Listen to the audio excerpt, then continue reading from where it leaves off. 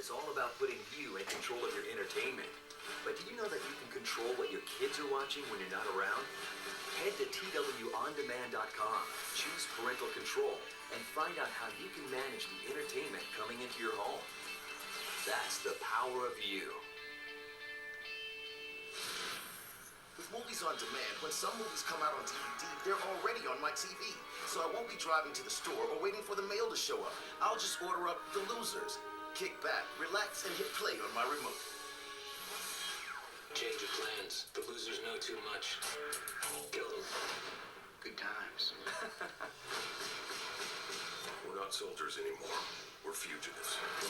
Want your life back? You have to steal it. The Losers.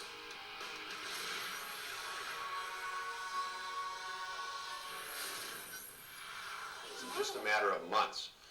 He gets paid an entire $1 a year. We're going to see if we can double that for him. Actually, we have doubled it for him because he's now also the interim general manager of the Department of Water and Power until we select a new general manager. But he is the first deputy mayor of the city of Los Angeles for Mayor Antonio Villaraigosa. And I've had the pleasure, as has Councilmember Zine, of working with him. And he is a remarkable gentleman. He comes from private industry.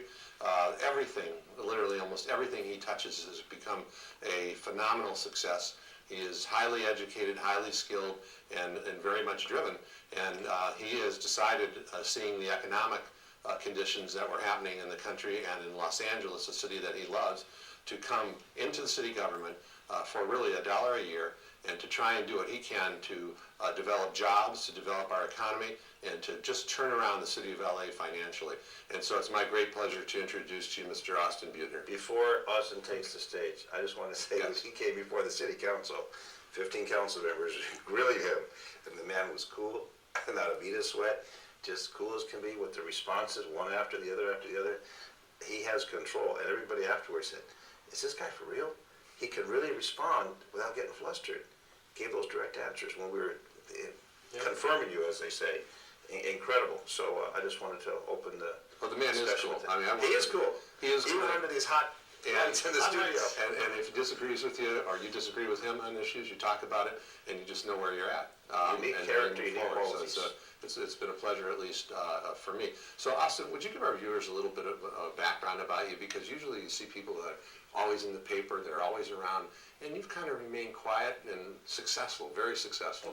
And now you're here. So you get the job. You have how many departments? 13 departments. All right, enough accolades. Enough accolades. You know, after an introduction like that, I should probably just leave because anything I say further is only going to take it down. But you know, I've been fortunate in my life. I worked hard.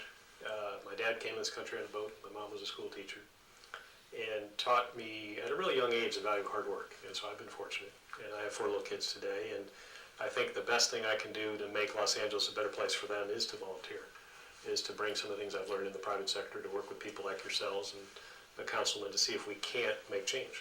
We're at a time where unemployment in our city is north of 14%. That's an epidemic as far as I'm concerned. And we have to get on and make better policy, make better decisions as a city, run our businesses better, provide better service to our customers. We are a customer-centric business in the city. It may not seem like that to most of our customers, but we are, and need to do what we can to raise the bar, provide more with less, do better, help create jobs, and lower that unemployment. Awesome.